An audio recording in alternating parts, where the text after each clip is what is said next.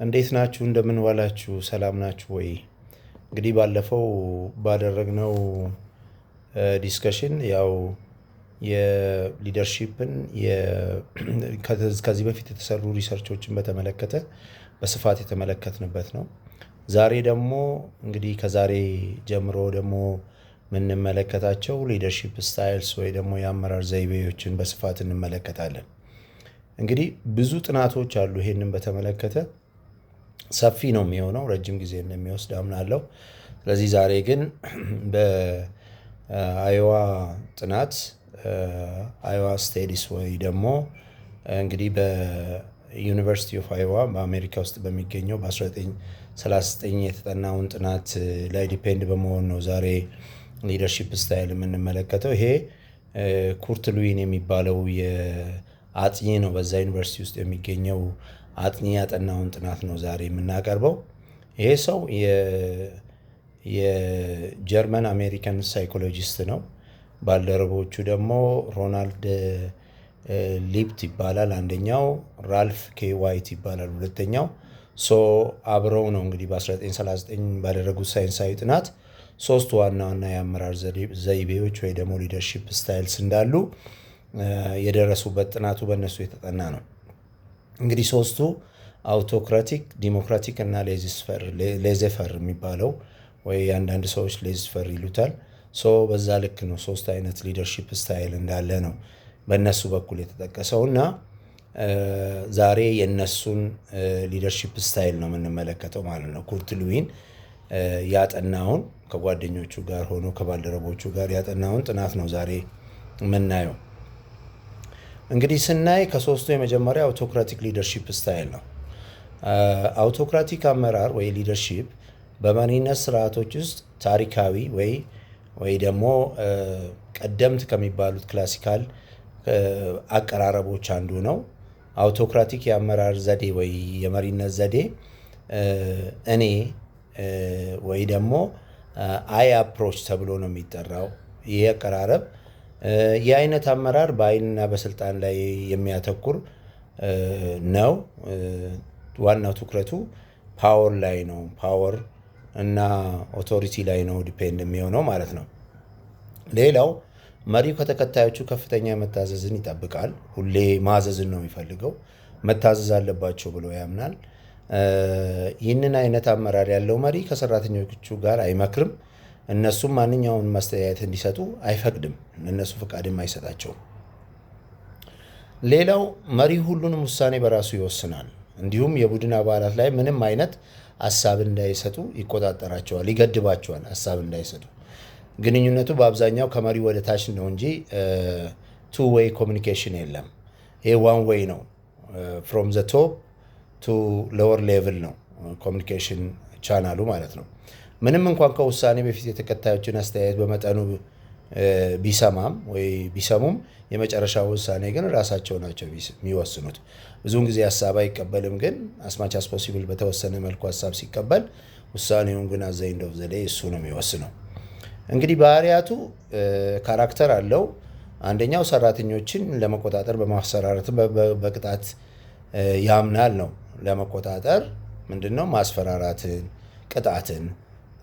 ሰራተኞችን አያምናቸውም፣ ባለሙያዎችን አያምናቸውም። ባለሙያዎች አስተያየት ማቅረብ አይችሉም፣ መብት አይሰጣቸውም። ይሄ ነው ዋናው። ሌላው ደግሞ ሌላው እንደ እንትን የቀረበው ይሄ ምቹ የሚሆነው ለምንድን ነው የሚለውን ኢሹ ነው። ፈጣን እርምጃ ሲያስፈልግ ወይ ውሳኔ ለመስጠት ሲገደብ ይሄ ሞስት ኢምፖርታንት ነው። ይሄ አውቶክራቲክ ሊደርሺፕ ስታይል እንደ መጥፎነቱ ወይ ደግሞ እንደ አላስፈላጊነቱ አስፈላጊ የሚሆንበት ሂደት አለ ማለት ነው።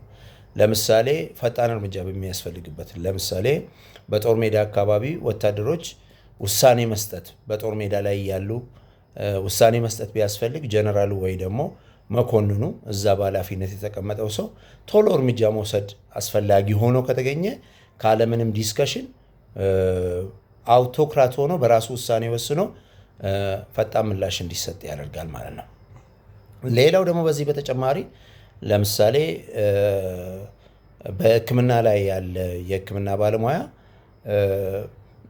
በፍጥነት ውሳኔ መወሰን ካለበት የሌላውን ዲስከሽን ወይ ደግሞ የሌላውን እሽታ ሳይፈልግ በራሱ ውሳኔ ይወስናል ማለት ነው።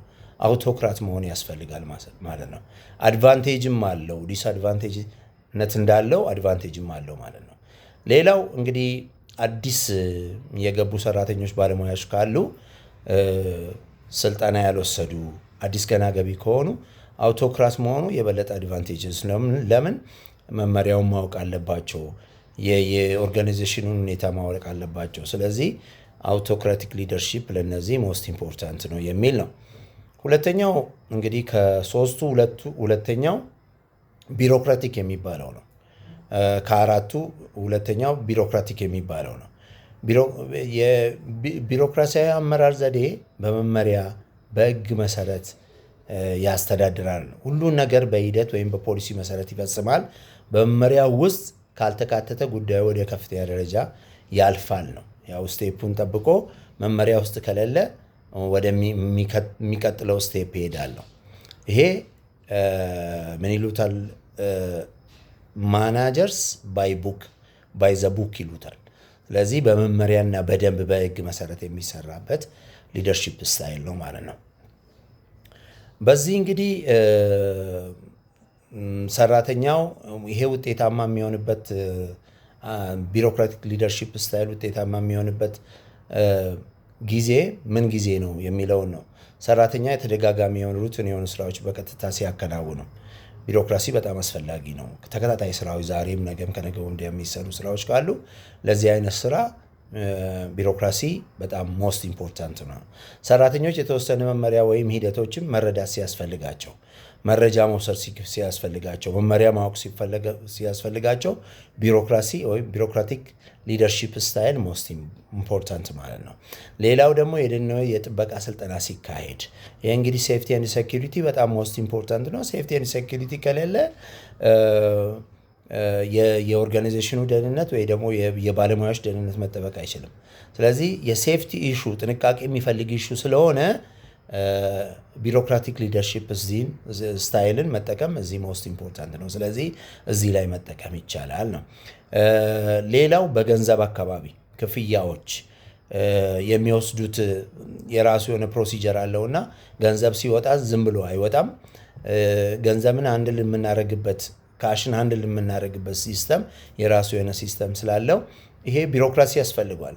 ካለ ቢሮክራሲ የማይሰራ ከሆነ አዘ ኤንድ ኦፍ ዘ ዴይ የኦዲት ፋይንዲንግ ሊሆን ይችላል፣ ለኦርጋናይዜሽኑም ጫና ሊያመጣ ይችላል እና ጥንቃቄ የሚፈልግ ስራ ስለሆነ ቢሮክራሲ በጣም አስፈላጊ ነው። በሶስተኛነት የምንመለከተው የዲሞክራቲክ ሊደርሺፕ ስታይል ነው። ይሄ ፓርቲሲፓቶሪ ኦር ፓርቲሲፔቲቭ ሊደርሺፕ ስታይል እንለዋለን። አሳታፊ የመሪነት አቀራረብ ሰራተኞች በውሳኔ አሰጣጥ ሂደት ላይ እንዲሳተፉ ያበረታታል። የእነሱ ፓርቲሲፔሽን ዲሲሽን ሜኪንግ ላይ ፓርቲሲፔት እንዲያደርጉ ያደርጋል። ሰራተኞች ወይ ባለሙያዎች ስራቸውን የሚመለከት ሁሉንም ነገር እንዲያውቁ ያደርጋል። እንዲሁም የውሳኔ አሰጣጥና የችግር አፈታት ኃላፊነቶችን እንዲወስዱ ያደርጋል ነው። ብዙውን ጊዜ ሰራተኞች ብዬ የማሳየው እዚህ ላይ የማነሳቸው ኢሹዎች የማንን ነው? የባለሙያዎች በኦርጋናይዜሽን ውስጥ የሚገኙ ተከታዮች ወይም ኢምፕሎየርስ ናቸው። እንግዲህ ዲሞክራቲክ ሊደርሺፕ ስታይል መሪው ምንድን ነው? አስተማሪ ነው፣ ኮች ያደርጋል። ውሳኔ ከመወሰኑ በፊት ከሰራተኞች መረጃ ይሰበስባል። በሰበሰበው መረጃ መሰረት በመመርኮዝ በዛ ላይ ዲፔንድ ሆነው ውሳኔ ይሰጣል ነው። ለረጅም ጊዜ ከፍተኛ ጥራትና መጠን ያለው ስራ እንዲሰራ ያደርጋል ነው። ጥራት ያለው ከፍተኛ መጠን ያለው ስራ እንዲሰራ ያደርጋል። ሰራተኞች የሚሰጣቸውን እምነት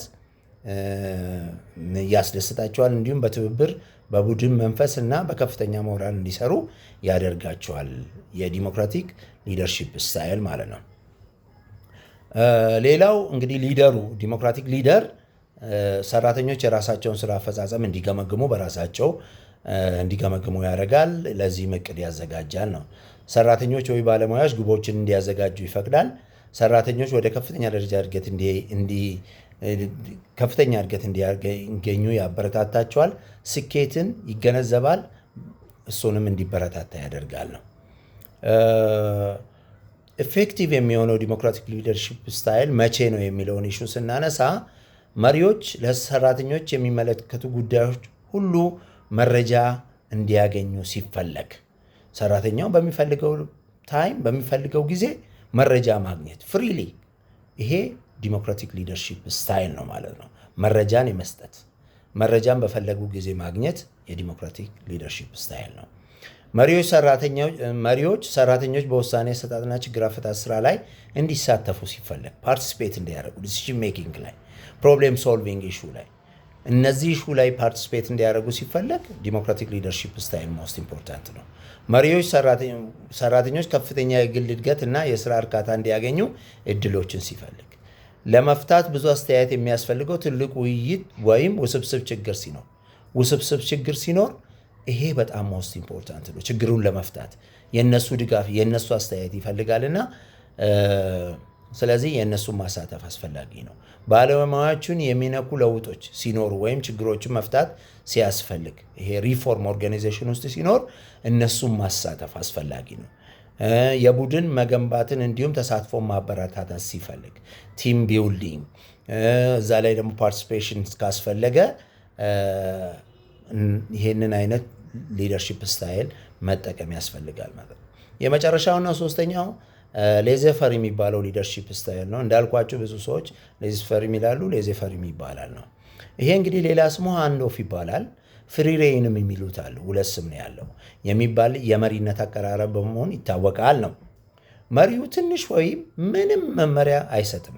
እንዲሁም ለባለሙያዎች ብዙ ነፃነት ይሰጣቸዋል። ፍሪ ነው። በቃ ባለሙያዎች እንደፈለጉ እንዲንቀሳቀሱ፣ እንዲሰሩ፣ የፈለጉትን አስተያየት እንዲሰጡ ሁሉ ያደርጋል። ይሄ ፍሪ ሬይን ወይም ሃንድ ኦፍ የሚባለው ሊደርሺፕ ስታይል ነው። ሁሉም ስልጣን ወይም ኃይል ለሰራተኞች ይሰጣል። እነሱም ግቦችን ይወስናሉ፣ ውሳኔ ይወስናሉ፣ እንዲሁም ችግሮችን በራሳቸው ይፈታሉ ነው። ፕሮብሌም ቢከሰት ራሳቸው በራሳቸው ይፈታሉ ነው። ይሄ ሊደርሺፕ ስታይል ኤፌክቲቭ የሚሆንበትም ታይም አለ። ይሄ ለምሳሌ ሰራተኞች ወይ ባለሙያዎች እጅግ ብቁ ልምድ ያላቸውና በደንብ የተማሩ እውቀት ያላቸው ከሆኑ ኤፌክቲቭ ሊሆን ይችላል። የላይኛው አመራር ብዙም የእሱ ኢምፓክት አስፈላጊ የእሱ መምራት ብዙም አስፈላጊ አይደለም። ሌላው ሰራተኞች በስራቸው ኩራት የሚሰማቸው እንዲሁም በራሳቸው ስኬታማ ለመሆን ተነሳሽነት አላቸው ብሎ ሲታመን ያስፈልጋል። ከውጭ የሚመጡ ባለሙያዎች ለምሳሌ ስፔሻሊስት ወይም አማካሪዎች ሲሆኑ ለነሱ ብዙም ይሄ ሊደርሺፑ ብዙም በእነሱ ላይ ኢምፓክት አይፈጥርም። ስለዚህ ምንም ችግር አይፈጥርም ማለት ነው። ሰራተኞች ታማኝና ልምድ ያላቸው ሲሆኑ ምንም ኢምፓክት አይፈጥርም ማለት ነው። ግን ሌዘፈር ሊደርሺፕ ስታይልን መጠቀም ኢምፓክት አለው? የስ አለው። ለምሳሌ መሪው በማይገኝበት ጊዜ ሰራተኞች ደህንነት እንደሌላቸው ይሰማቸዋል። ቶታሊ ሲተዋቸው ሰራተኞች ወይም ባለሙያዎች ያው መሪ እንደሌላቸው አይነት ስሜት እንዳይሰማቸውም እሱም ደግሞ የራሱ ኢምፓክት አለው። መሪውን ሰራተኞች ስራቸውን በምን ደረጃ እንደሚሰሩ መደበኛ ግብረ መልስ መስጠት ላይ ይቸገራል፣ አይችልም። ለምን? ስራውን በትክክል ተቀምጦ ስለማያይ ለዚህ ፊድባክ መስጠት አይችልም። ስለዚህ ይሄ ራሱ ኢምፓክት አለው። መሪዎች ለሰራተኞች ለሰሩት ጥሩ ስራ ምስጋና መስጠት አይችሉም። ሪዋርድ መስጠት ምን እንደሰሩ ምን እየሰሩ እንደሆነ ማወቅ ስለማይቻል ይሄንንም ሪዋርድ መስጠት አይችሉም። ስለዚህ ያየነው እነዚህን ነው። እንግዲህ ሊደርሺፕ ስታይል ብለን ዛሬ ያነሳ ነው ዋና ዋናዎቹ በዛሬው ቶፒክ ስር እነ ኩርት ሉዊን ያገኙት ግኝት ይሄ ነው። በጣም እጅግ አድርጌ ያመሰግናለሁ። መልካም ምሽት ይሆንላችሁ።